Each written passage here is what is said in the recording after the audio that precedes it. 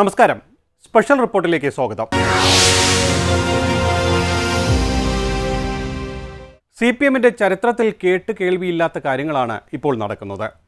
തിരഞ്ഞെടുപ്പ് പ്രഖ്യാപിക്കുന്നതിന് മുമ്പേ പാർട്ടി കമ്മിറ്റികൾ ചർച്ച ചെയ്യുന്നതിന് മുമ്പേ നേതാക്കൾ സ്വയം സ്ഥാനാർത്ഥികളായി പ്രഖ്യാപനം നടത്തുന്നു. ലെനിനിസ്റ്റ് സംഘടനാ കെട്ടുറപ്പിനെക്കുറിച്ചുള്ള അവകാശവാദങ്ങളൊക്കെ കേരളത്തിലെ CPMനും ഉണ്ടായിരുന്നു. എന്നാൽ സമീപകാലത്ത് കേരളത്തിലെ CPMൽ അരങ്ങേറുന്ന സംഭവവികാസങ്ങൾ സൂചിപ്പിക്കുന്നത് ഉരുക്കുകോട്ടയിൽ വിള്ളലുകൾ വീണു എന്ന് മാത്രമല്ല, ആ കോട്ടയുടെ അടിസ്ഥാന ശിലകൾ തന്നെ ഇളകി തുടങ്ങിയിരിക്കുന്നു എന്നാണ്.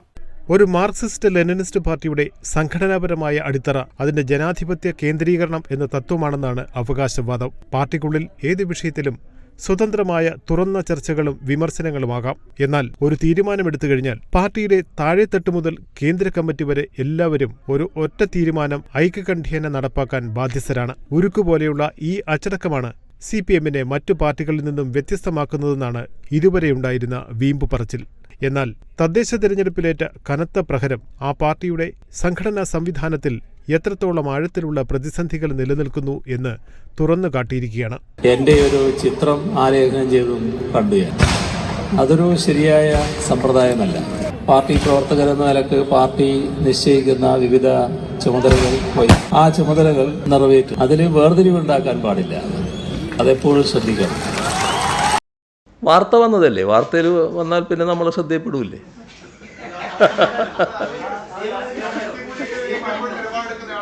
അല്ല, അത്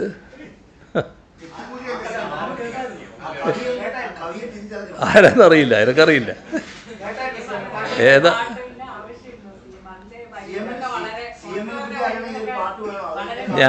ഞാനാ പാട്ടെന്താണെന്ന് കേട്ടില്ല.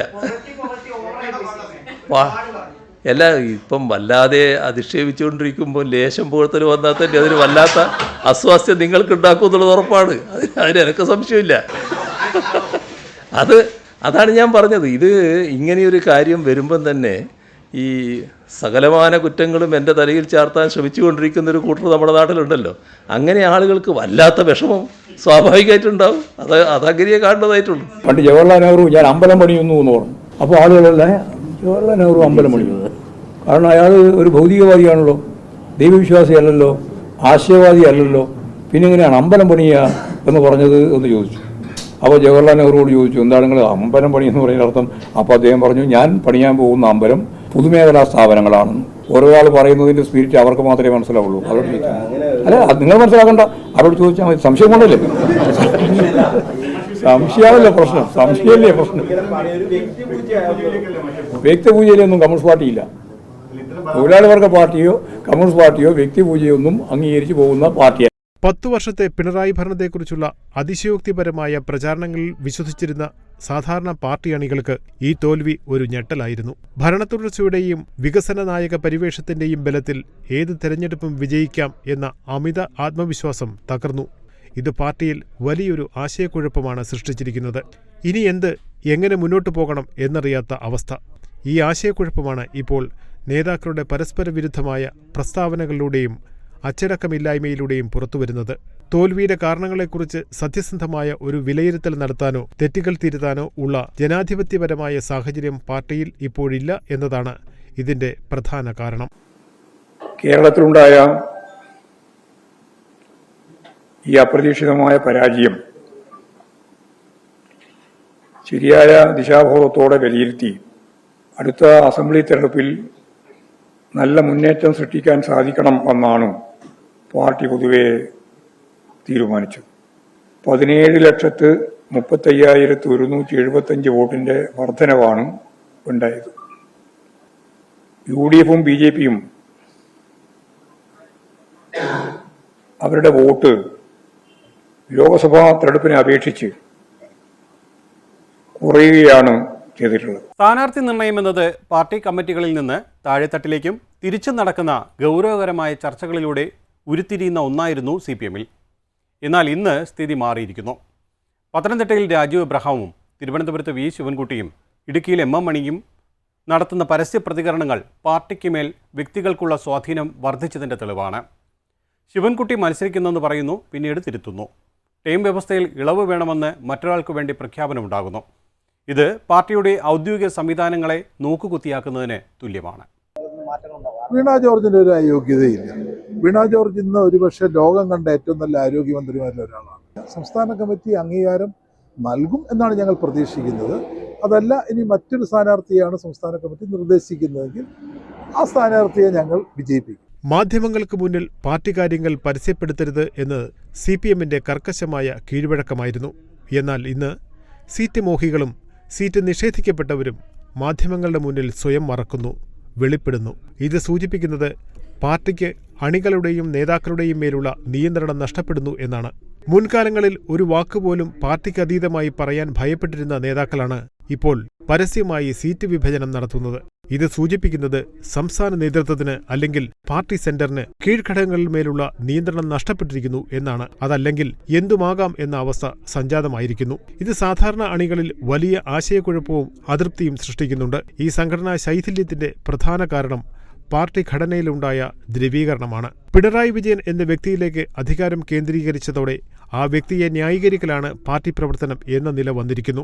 VS അച്യുതാനന്ദൻ മുഖ്യമന്ത്രിയായിരുന്ന കാലത്ത് പാർട്ടിയാണ് വലുത് എന്ന് നിരന്തരം ഓർമ്മിപ്പിച്ചിരുന്ന പിണറായി വിജയൻ ഇന്ന് മുഖ്യമന്ത്രിയായിരിക്കുമ്പോൾ പാർട്ടി സംവിധാനത്തെ അദ്ദേഹത്തിന്റെ നിഴലിലേക്ക് ഒതുക്കിയിരിക്കുന്നു. കാര്യത്തിലും ചില പക്വതയും നിലപാടുകളും പുലർത്തേണ്ടതുണ്ട്. ശബരിമലയിലെ സ്വർണ്ണപ്പാളിയുമായി ബന്ധപ്പെട്ട വിവാദം നമ്മുടെ എല്ലാം മുമ്പിലുണ്ട്. അപ്പോൾ കേരളത്തിലെ പിണറായി വിജയൻ ഗവൺമെൻറ് അതിലെടുത്തൊരു സമീപനമുണ്ട്.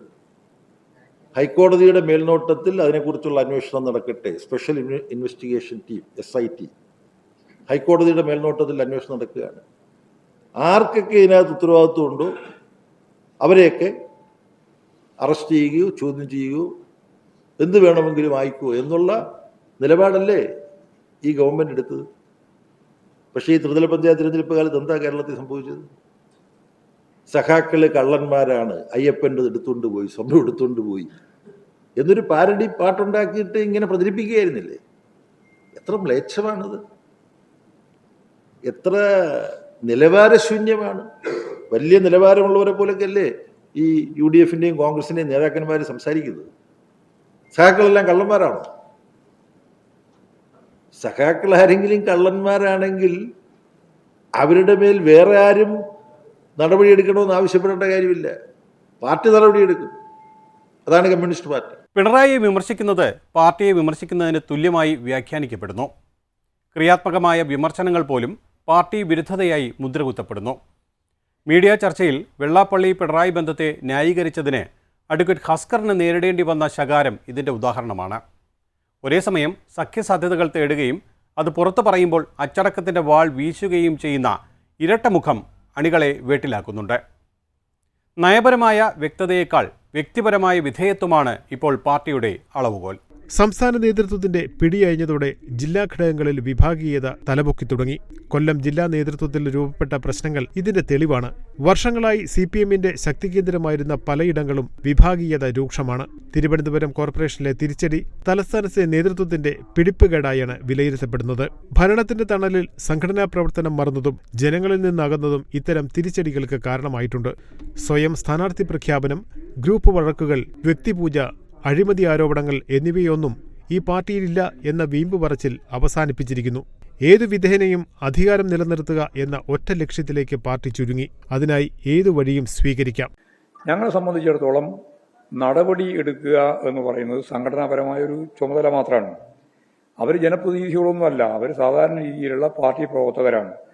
അതിൽ പ്രധാനപ്പെട്ട പ്രവർത്തകർ എന്ന് പറഞ്ഞാൽ പത്മകുമാർ തന്നെയാണ്. പത്മകുമാറിന്റെ പേരിൽ നടപടി എടുക്കണമെങ്കിൽ രണ്ട് കാര്യം സംബന്ധിച്ച് വ്യക്തത വേണം. നിങ്ങൾക്ക് നല്ലതുപോലെ പറയാൻ, പ്രചരണം നടത്താൻ ഞങ്ങളൊരു നടപടി ഉണ്ടായാൽ സ്വർണ്ണക്കൊള്ളക്ക് പാർട്ടി നടപടി എന്ന ഹെഡിങ്ങാണ് നിങ്ങൾ ബാനറായിട്ട് വരിക. ഞങ്ങളത് ഉദ്ദേശിക്കുന്നില്ല. കാരണം എന്താ അറിയോ? രണ്ട് കാരണം കൊണ്ടാണ്. ഞാൻ പറയാം ഓരോന്നായിട്ട്. ഒന്നാമത്തെ കാര്യം, ഈ കൊള്ളയുമായി ഇവർക്ക് എന്താണ് ബന്ധം എന്നുള്ളത് കൃത്യമായിട്ട് തിരിച്ചറിയണം. അത് ഇതുവരെ തിരിച്ചറിയണ്ടില്ല. ആർക്കും ഇല്ല, നിങ്ങൾക്കുമില്ല, എനക്കുമില്ല. രണ്ടാമത്തെ കാര്യം, ഇത് കൊള്ളയുടെ ഭാഗമല്ല എങ്കിലും അതിൻ്റെ അകത്ത് നോട്ടക്കുറവുണ്ടായോ അല്ലെങ്കിൽ ഗൗരവക്കുറവുണ്ടായോ എന്നുള്ള കാര്യം രണ്ടാമതൊരു ഭാഗമുണ്ട്. ഇതിലേതാ എന്നുള്ളതിനെ സംബന്ധിച്ച് ചാർജ് ഷീറ്റ് കൊടുക്കുമ്പോൾ മാത്രമേ മനസ്സിലാക്കാനാവുള്ളൂ. ഞങ്ങളുടെ മുമ്പിൽ ഇപ്പോൾ അതില്ല. അത് കൊടുത്തു കഴിയുമ്പോൾ ഞങ്ങൾക്ക് വകതിരിവോടെ കൃത്യമായ നിലപാട് സ്വീകരിക്കാം. ആ നിലപാടേ പാർട്ടി സ്വീകരിക്കുള്ളൂ. ആര് എന്തെല്ലാം പറഞ്ഞിട്ടും ഈ തെരഞ്ഞെടുപ്പിൻ്റെ ഇടയിൽ ഞാൻ തന്നെ പത്രസമ്മേളനം നടത്തിയപ്പോൾ 4 പ്രാവശ്യം നിങ്ങൾ ഞാൻ പറഞ്ഞ കാര്യത്തെ സംബന്ധിച്ചിടത്തോളം പല രീതിയിലും വ്യാഖ്യാനിച്ച് വിശദീകരിച്ചിട്ടുണ്ട്. ഞങ്ങൾ പറഞ്ഞത് അന്നോ ഇന്നും ഒന്നാണ്, ഒരു തരി സ്വർണം നഷ്ടപ്പെടാൻ പാടില്ല. ആരാണോ ഉത്തരവാദി അവരെല്ലാം നിയമത്തിൻ്റെ മുമ്പിൽ കൊണ്ടുവരണം. ഒരാളെയും സംരക്ഷിക്കുന്ന നിലപാട് സ്വീകരിക്കില്ല. ഇതന്നും പറഞ്ഞത് ഇന്നും തന്നെയാണ് പറയുന്നത്. ഇനി ഇതിൻ്റെ ഭാഗമായിട്ട് ക്ലിയറായിട്ട് കാര്യങ്ങൾ വരുമ്പോൾ ഈ പറയുന്ന 2 കാര്യങ്ങൾ ഉൾപ്പെടെ ചേർത്ത് ഏതാണ് എന്ന് തിരിച്ചറിവോടെ ആവശ്യമായ സംഘടനാ നിലപാട് CPIM സ്വീകരിക്കും. അതിലാണ് വ്യക്തതയോടുകൂടി ഞാനിപ്പം പറയുന്നത്. ഗോവിന്ദൻ മാഷ് ഞാൻ പറഞ്ഞില്ല, ഗോവിന്ദൻ മാഷ് ഇടയ്ക്കിടയ്ക്ക് തമാശ പറയുന്നതാണ്. നമുക്ക് ഈ രാഷ്ട്രീയത്തിലെ ടെൻഷൻ വരുമ്പോൾ ഗോവിന്ദൻ മാഷ് 2-3 ഡയലോഗുകൾ കേട്ടാൽ നമുക്ക് നല്ലൊരു സുഖമാണ്, ഒന്ന് മനസ്സ് പറഞ്ഞിട്ടിരിക്കാൻ. ഇപ്പോൾ അങ്ങനത്തെയാണ്. കാരണം 100 സീറ്റിൽ പൊട്ടെന്ന് പറഞ്ഞ് UDF അല്ല LDF പൊട്ടുന്നതാണ്. നയം വ്യക്തമാണ്, അത് നടപ്പിലാക്കുക എന്നതാണ് ലെനിനിസ്റ്റ് രീതി. എന്നാൽ CPM-ൽ നിയമങ്ങൾ വ്യക്തികൾക്കനുസരിച്ച് വളയുന്നു. ടേം വ്യവസ്ഥയും പ്രായപരിധിയും ചിലർക്ക് മാത്രം ബാധകമാകുകയും പിണറായി വിജയനോട് അടുപ്പമുള്ള ശക്തർക്ക് ബാധകമാകാതിരിക്കുകയും ചെയ്യുന്നത് പാർട്ടിക്കുള്ളിൽ പ്രിവിലേജ്ഡായ ഒരു വർഗത്തെ സൃഷ്ടിച്ചിരിക്കുന്നു. ഇത് സാധാരണ പ്രവർത്തകരിൽ കടുത്ത നിരാശയും അതൃപ്തിയും ഉണ്ടാക്കുന്നുണ്ട്. പാർട്ടി സെക്രട്ടറി MV ഗോവിന്ദന്റെ വാക്കുകൾക്ക് പലപ്പോഴും കീഴ്ഘടകങ്ങളിലോ മുതിർന്ന നേതാക്കൾക്കിടയിലോ പഴയ ഗൗരവം ലഭിക്കുന്നില്ല എന്നത് ഈ അധികാര ശോഷണത്തിന്റെ ഫലമാണ്. പിണറായി വിജയൻ എന്ന ക്യാപ്റ്റനിലേക്ക് പാർട്ടി ചുരുങ്ങുമ്പോൾ പാർട്ടിക്ക് നഷ്ടമാകുന്നത് അതിന്റെ ജനാധിപത്യ സ്വഭാവമാണ്. തിരുത്തൽ ശക്തിയാകേണ്ട പാർട്ടി സെക്രട്ടേറിയറ്റ് വെറും സ്തുതിപാഠക സംഘമായി മാറുന്നു. വ്യക്തിയല്ല പാർട്ടിയാണ് വലുത് എന്ന മുദ്രാവാക്യത്തിനാണ് CPM-ൽ ഇന്ന് പ്രസക്തിയുള്ളത്. പാർട്ടി എപ്പോഴും സംഘടനാ ലൈനിൽ എപ്പോഴും പാർട്ടിയുടെ ഘടകം കൂടും, ചർച്ച ചെയ്യും. ആ ചർച്ചയെ തുടർന്ന് പാർട്ടി ആരെങ്കിലും പാർട്ടി അംഗങ്ങൾ അങ്ങനെ ഇന്നലെ ഒരു കമ്മിറ്റി ഉണ്ടായിരുന്നു. ആ എന്റെ ഘടകം ഉണ്ടായിരുന്നു. എന്റെ ഘടകത്തിൽ ചർച്ചകൾ നടന്നു. ദേശീയവും സാർവദേശീയവും സംസ്ഥാന രാഷ്ട്രീയവും അടക്കം ചർച്ച ചെയ്തു. സംഘടനാ വിഷയങ്ങൾ ചർച്ച ചെയ്തു.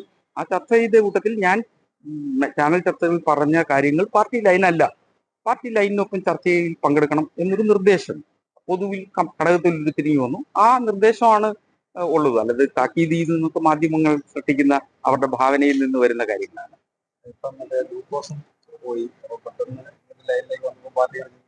അല്ല, അത് റജി ലൂക്കോസ് പോകുന്നത് റജി ലൂക്കോസിന്റെ രാഷ്ട്രീയം, എന്റെ രാഷ്ട്രീയം വ്യത്യസ്തമാണ്. ഞാൻ റജി ലൂക്കോസ് ഇപ്പൊ BJP പോവുക എന്ന് പറയുന്നത് പോലെ ആപത്കരമായി ഇന്നലെ വരെ പറഞ്ഞത് മുഴുവൻ ശരിയല്ല എന്ന് പറഞ്ഞ് പോവുക എന്നുള്ളതല്ല എന്റെ ചിന്തകൾ. ഇത് പാർട്ടി ശരിയായ രീതിയിലേക്ക് പോകണം, ശരിയായ ദിശയിലേക്ക് പാർട്ടി പോകണം. ആ രീതിയിലാണ് ഞാൻ എന്റെ മനസ്സിൽ തോന്നിയ കാര്യങ്ങൾ ഞാൻ പറഞ്ഞു എന്നുള്ളതേ ഉള്ളൂ. അത് എന്റെ വേദിയിൽ പറയേണ്ടതാണെന്നുള്ളതാണ്. അതായത് എന്റെ ഘടകത്തിൽ പറയേണ്ടതിന് പകരം ഞാൻ ചാനൽ ചർച്ചകളിലായി പോയതുകൊണ്ട് അത്തരം ഒരു നിലപാടിൽ പറഞ്ഞു എന്നുള്ളതേ ഉള്ളൂ. അത് മുഖ്യമന്ത്രിയുടെ കാറിൽ വെള്ളാപ്പള്ളി നടേശനെ കയറ്റിയതിനെ സംബന്ധിച്ചാണ്. അത് സംബന്ധിച്ച് പാർട്ടിയുടെ കേന്ദ്ര ലൈൻ ഉണ്ട്, പാർട്ടിയുടെ കേന്ദ്ര കമ്മിറ്റിയുടെ റിപ്പോർട്ടുകളുണ്ട്, അതുപോലെ തന്നെ ഗൈഡ് ലൈൻസുകളുണ്ട്. മാത്രമല്ല SNDP യോഗ നേതൃത്വത്തെ സംബന്ധിച്ച് ശ്രീ വെള്ളാപ്പള്ളി നടേശനെ സംബന്ധിച്ച് പാർട്ടി കേന്ദ്ര കമ്മിറ്റിക്ക് ഒരു നിലപാടുണ്ട്. ആ നിലപാട് ഇതിന് വ്യതിയാനം വരുത്തി എന്നുള്ളതാണ്. ഞാൻ ചർച്ചയിലും ഞാൻ ഒരു തരത്തിലും സംഘടനാ വിരുദ്ധ പണി പറഞ്ഞില്ല, മറിച്ച് ഞാൻ പറഞ്ഞത് ഇത്ര മാത്രമേ ഉള്ളൂ. നിശ്ചയമായി ഞാൻ ആ പറഞ്ഞ കാര്യത്തിൽ നിന്നൊരു മാറ്റമില്ല. എന്റെ അഭിപ്രായങ്ങൾ അതിപ്പോ പൊതുമധ്യത്തിലുണ്ടല്ലോ, ഞാനത് മാറ്റി പറയേണ്ട സാഹചര്യമൊന്നുമില്ല. മതനിരപേക്ഷമാണല്ലോ വെള്ളാപ്പള്ളി. ഇന്ന് കേരളത്തിൽ ജീവിച്ചിരിക്കുന്ന ഏറ്റവും മികച്ച വർഗീയവാദി ആരാണ്? RSSന് വേണ്ടി പണിയെടുക്കുന്ന ആൾ ആണ് വെള്ളാപ്പള്ളി നടേശൻ. പ്രത്യക്ഷ ഉദാഹരണമല്ല, അദ്ദേഹത്തിന്റെ മകൻ BDJS NDAയിൽ നിൽക്കുന്നു. അതുപോലെ അദ്ദേഹത്തിന്റെ പ്രവൃത്തികൾ മുഴുവൻ RSSന് വേണ്ടിയാണ് വർത്തമാനം പറയുന്നത്. ആ നിലപാട് തന്നെയാണ്, അതിലെനിക്കൊരു മാറ്റമില്ല. കോൺഗ്രസ് അവിടെ അവരുടെ ക്യാമ്പ് സംഘടിപ്പിച്ചു. വയനാട് കോടിക്കണക്കിന് രൂപ മുടക്കിയുള്ള PR ഏജൻസികളെ കൊണ്ടുവന്നിട്ടുണ്ട്. കേരളത്തിൽ ഇപ്പോൾ മത്സരിക്കാൻ ഇന്നത്തെ പത്രമാധ്യമങ്ങൾ നോക്കിയാൽ കേരളത്തിൽ മത്സരിക്കുന്നത് PR ഏജൻസിയും ഇടതുപക്ഷ ജനാധിപത്യ മുന്നണിയും തമ്മിലാണെന്ന് തോന്നുമല്ലോ. കാരണം PR ഏജൻസിയാണ് എല്ലാ കാര്യങ്ങളും ചെയ്തുകൊണ്ടിരിക്കുന്നത്, കോടിക്കണക്കിന് രൂപ മുടക്കിക്കൊണ്ട്. അപ്പോൾ PR ഏജൻസിയും UDF തമ്മിൽ തർക്കം നടന്നു. കാര്യത്തിൽ ഭരണവിരുദ്ധ വികാരമുണ്ടെന്ന് പ്രചരണം നടത്തണമെന്ന് പറഞ്ഞപ്പോൾ അവരുടെ സർവേയിൽ നിന്ന് കിട്ടിയ വിവരം അനുസരിച്ചാണെങ്കിൽ ഭരണവിരുദ്ധ വികാരമില്ല. അപ്പോൾ അതിൽ തർക്കം നടന്നുകൊണ്ടിരിക്കുക. നേമത്ത് മത്സരിക്കാനില്ല എന്ന് ശിവൻകുട്ടി, വട്ടിയൂർക്കാവിൽ മാത്രമേ മത്സരിക്കൂ എന്ന് സുരേന്ദ്രൻ. ഇത് തമ്മിലൊരു അന്തർധാര ഞങ്ങൾ കാണുന്നത്. അല്ല, അതിപ്പോൾ അവരാണല്ലോ തീരുമാനം. ഞാൻ പറയാം, മാർക്സിസ്റ്റ് പാർട്ടിയുടെ സ്ഥാനാർത്ഥി ആരാണെന്ന് അവർ തീരുമാനിക്കും, BJPയുടെ സ്ഥാനാർത്ഥി ആരാണെന്ന് അവർ തീരുമാനിക്കും, ഞങ്ങൾ ആരാണെന്ന് ഞങ്ങളുടെ പാർട്ടി തീരുമാനിക്കും. അപ്പോൾ അതൊക്കെ ഓരോരുത്തരുടെ സ്വാതന്ത്ര്യമാണ്. അല്ലാതെ ഞാൻ പക്ഷേ പറയുന്നത് ഇത് രണ്ടും കൂട്ടി വായിക്കുമ്പോൾ ഒരു അന്തർധാരയുടെ മണമുണ്ട്. ജമാഅത്തെ ഇസ്ലാമിയുമായി ബന്ധപ്പെട്ട വിവാദത്തിൽ AK ബാലന്റെ പ്രസ്താവനയും അതിനെ തുടർന്നുണ്ടായ പ്രതികരണങ്ങളും പാർട്ടിയിലെ ആശയപരമായ ദാരിദ്ര്യത്തെയും ഏകോപനമില്ലായ്മയെയും വെളിപ്പെടുത്തുന്നു. ബാലന്റെ നിലപാട് പാർട്ടി നയമല്ലെന്ന് സെക്രട്ടറി തിരുത്തുന്നു. വിവാദ വിഷയങ്ങളിൽ നിന്ന് ഒഴിഞ്ഞുമാറാൻ വികസനമാണ് ചർച്ച എന്ന് പറഞ്ഞ് മുഹമ്മദ് റിയാസ് വഴുതി മാറുന്നു. അതേസമയം എളമരം കരീം ശക്തമായി എതിർക്കുന്നു. അല്ല, ജമാഅത്തെ ഇസ്ലാമി ഒരു മത തീവ്രവാദ സംഘടനയാണ്. അവർക്ക് ഇസ്ലാം മതവുമായിട്ടോ അല്ലെങ്കിൽ മതവിശ്വാസവുമായിട്ടോ ബന്ധമല്ല. പൊളിറ്റിക്കൽ ഇസ്ലാമാണ് അവരുടേത്. RSSൽ നിന്നൊട്ടും വ്യത്യസ്തമല്ല. അപ്പോൾ അവരുമായിട്ട് രാഷ്ട്രീയ പാർട്ടികൾ മുന്നണി ഉണ്ടാക്കുന്നത് അങ്ങേയറ്റം അപകടകരമാണ്. അത് ഹിന്ദുത്വ വർഗീയതയെ ശക്തിപ്പെടുത്തുന്ന ഒരു നടപടിയായിരിക്കും. തെരഞ്ഞെടുപ്പ് ജയിക്കാൻ വേണ്ടി ആരുമായും കൂടാം എന്ന ഒരു നിലപാടിലേക്ക് ഇന്ത്യൻ നാഷണൽ കോൺഗ്രസിനെ പോലുള്ള പാർട്ടികൾ പോകാൻ പാടില്ല. രാഷ്ട്രീയത്തിലൊക്കെ ചില നയങ്ങൾ, ആദർശങ്ങൾ അതൊക്കെ വെച്ച് പുലർത്തേണ്ടതുണ്ട്. അവർ വലിയ പരിഭ്രാന്തിയിലാണെന്നാണ് എനിക്ക് തോന്നുന്നത്. തദ്ദേശ സ്ഥാപനങ്ങളിലെ തെരഞ്ഞെടുപ്പ് കഴിഞ്ഞപ്പോൾ പ്രതീക്ഷിച്ചതുപോലുള്ള ഒരു മുന്നേറ്റം ഉണ്ടാക്കാൻ കഴിഞ്ഞില്ല. ലോക്സഭാ തെരഞ്ഞെടുപ്പ് കഴിഞ്ഞപ്പോൾ കേരളത്തിലെ മഹാഭൂരിപക്ഷം അസംബ്ലി മണ്ഡലങ്ങളിലും UDFന് ലീഡുണ്ടായിരുന്നു. അതിൽ നിന്ന് കുത്തനെ കുറഞ്ഞു. തദ്ദേശ ഭരണ തെരഞ്ഞെടുപ്പിലെ വോട്ട് നോക്കുമ്പോൾ അസംബ്ലി തെരഞ്ഞെടുപ്പ് വരുമ്പോൾ ചിത്രം പൂർണ്ണമായി മാറും.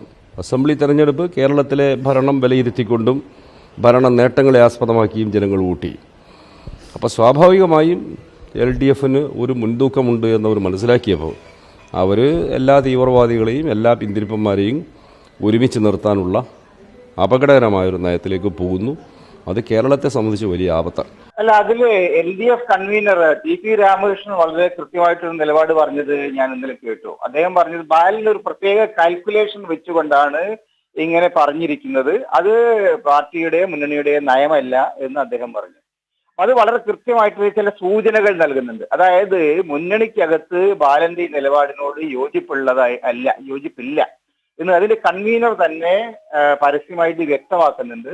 അത് സൂചിപ്പിക്കുന്നത് CPMനകത്ത് ഈ വിഷയത്തിൽ ഗൗരവമായിട്ടുള്ള അഭിപ്രായ ഭിന്നതയുണ്ട്.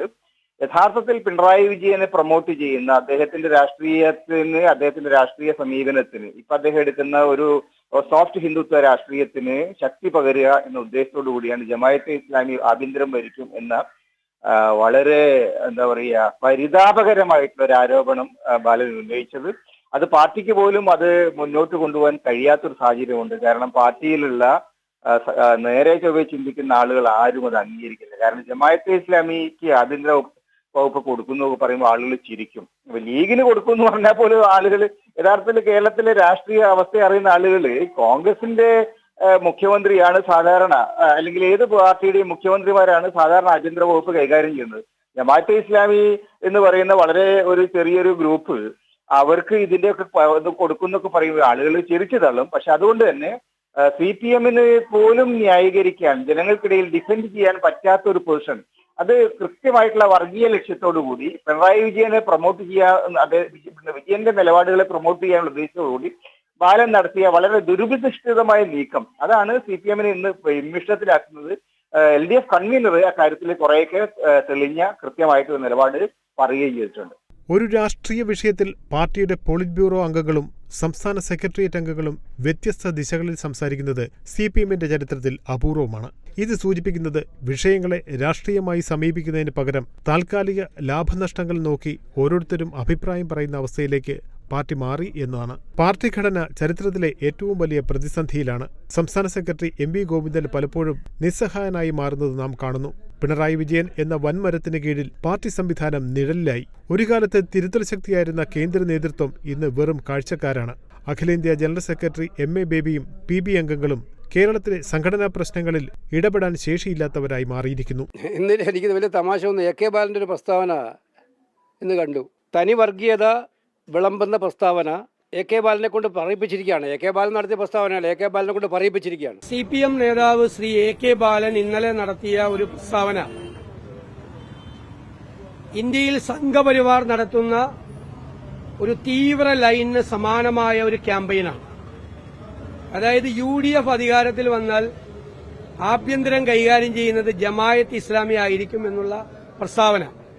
സംഘപരിവാർ അജണ്ട ഇന്ത്യയിൽ എല്ലായിടത്തും നടപ്പാക്കുന്നതിന്റെ ഭാഗമായി അവർ നടത്തുന്ന പ്രചരണത്തിന്റെ ഭാഗമാണ്. ഗുജറാത്തിലെ ഒരു നിയമസഭാ തെരഞ്ഞെടുപ്പിൽ BJPയുടെ പ്രചരണം കോൺഗ്രസ് ജയിച്ചാൽ അഹമ്മദ് പട്ടേൽ മുഖ്യമന്ത്രിയാവുമെന്നായിരുന്നു. എന്താ കാരണം? ഒരു മുസ്ലിം വിരുദ്ധ വികാരം ഭൂരിപക്ഷ സമുദായത്തിൽ ഉണ്ടാക്കി രണ്ട് സമുദായങ്ങളെ തമ്മിൽ ഭിന്നിപ്പിക്കുന്നതിന് വേണ്ടി നടത്തിയ സംഘപരിവാർ തന്ത്രം. അതേ സംഘപരിവാർ തന്ത്രമാണ് ഈ ഒരു പ്രസ്താവനയിലൂടെ AK ബാലൻ നടത്തിയിരിക്കുന്നത്. CPMന്റെ നേതൃത്വത്തിന്റെ അറിവോടുകൂടിയാണ് AK ബാലൻ ഈ പ്രസ്താവന നടത്തിയിരിക്കുന്നത്. വെള്ളാപ്പള്ളി നടേശൻ നടത്തിയ പ്രസ്താവനയും AK ബാലൻ നടത്തിയ പ്രസ്താവനയും തമ്മിൽ കൂട്ടിവെച്ചാൽ മതി. അപ്പോ വെള്ളാപ്പള്ളി നടത്തിയ പ്രസ്താവനയെ എതിർത്ത CPI നേതാവ് ബിനോയ് വിശ്വം AK ബാലൻ നടത്തിയ ഈ വർഗീയ പ്രസ്താവനയെ പിന്തുണയ്ക്കുന്നുണ്ടോ? ഞങ്ങൾ അറിയാൻ ആഗ്രഹിക്കുന്നു. അറിയാൻ ഞങ്ങൾക്ക് ആഗ്രഹമുണ്ട്. എന്താ അതിനെ എതിർത്തതിന്റെ പേരിൽ ബിനോയ് വിശ്വം ഇതിനെക്കുറിച്ച് വളരെ മോശമായ പ്രതികരണം CPM നേതാക്കന്മാർ നടത്തിയാണ്. അദ്ദേഹം ഉത്തരം താങ്ങുന്ന പല്ലിയായി മാറി എന്നാണ് ബിനോയ് വിശ്വത്തിനെതിരായി നടത്തുന്ന പ്രചരണം. ഇടതുമുന്നണി ശിഥിലീകരിക്കപ്പെടുകയാണ്. അതിനിടയിലാണ് BJPയും സംഘപരിവാറും നടത്തുന്ന സമാനമായ വർഗീയ ക്യാമ്പയിൻ CPM ഏറ്റെടുത്തിരിക്കുന്നത്. അതിന്റെ ഭാഗമായിട്ടാണ് ഇവരെല്ലാവരും ഒരേ രീതിയിൽ സംസാരിക്കുക. കേരളം, പ്രബുദ്ധ കേരളം, ഈ CPM നേതാക്കളുടെ പ്രസ്താവന കേരളത്തിൽ വിദ്വേഷത്തിന്റെ ക്യാമ്പയിൻ നടത്താൻ വേണ്ടിയിട്ടുള്ള ഈ പ്രചരണം, ഈ തെരഞ്ഞെടുപ്പിനെ സംഘപരിവാർ ചെയ്യുന്നത് പോലെ ആക്കി മാറ്റാനുള്ള ഈ ശ്രമത്തെ ചെറുത്തു തോൽപ്പിക്കും മതേതര കേരളം എന്ന കാര്യത്തിൽ ഞങ്ങൾക്ക് യാതൊരു സംശയമില്ല. സൈദ്ധാന്തികമായി നോക്കിയാൽ CPM ഒരു കേഡർ പാർട്ടി എന്നതിൽ നിന്ന് വ്യക്തി കേന്ദ്രീകൃത പാർട്ടി എന്ന നിലയിലേക്ക് മാറ്റപ്പെട്ടിരിക്കുന്നു. പാർട്ടി ഭരണകൂടത്തെ നിയന്ത്രിക്കുന്നതിന് പകരം ഭരണകൂടം, അതായത് മുഖ്യമന്ത്രി, പാർട്ടിയെ നിയന്ത്രിക്കുന്ന അവസ്ഥയാണിത്. തീരുമാനങ്ങൾ എടുക്കുന്നത് പാർട്ടി കമ്മിറ്റികളല്ല, മറിച്ച് അധികാര കേന്ദ്രങ്ങളാണെന്ന തോന്നൽ അണികളെ പാർട്ടിയുടെ രാഷ്ട്രീയ പ്രവർത്തനങ്ങളിൽ നിന്ന് അകറ്റിയിരിക്കുന്നു. വിമർശനങ്ങൾ ഉന്നയിക്കുന്നവരെ നിശബ്ദരാക്കുന്നതും വിധേയരെ മാത്രം പ്രോത്സാഹിപ്പിക്കുന്നതും ഒരു ജനാധിപത്യ പ്രസ്ഥാനത്തിൻ്റെ ലക്ഷ്യങ്ങളല്ല, മറിച്ച് അതൊരു സ്വച്ഛാധിപത്യ പ്രവണതയാണ്. ഇതൊരു തെരഞ്ഞെടുപ്പ് തോൽവിയുടെ മാത്രം പ്രശ്നമല്ല, മറിച്ച് ഒരു വിപ്ലവ പ്രസ്ഥാനം അതിൻ്റെ സ്വത്വം നഷ്ടപ്പെടുത്തുന്നതിൻ്റെ അപകടകരമായ സൂചനയാണ്.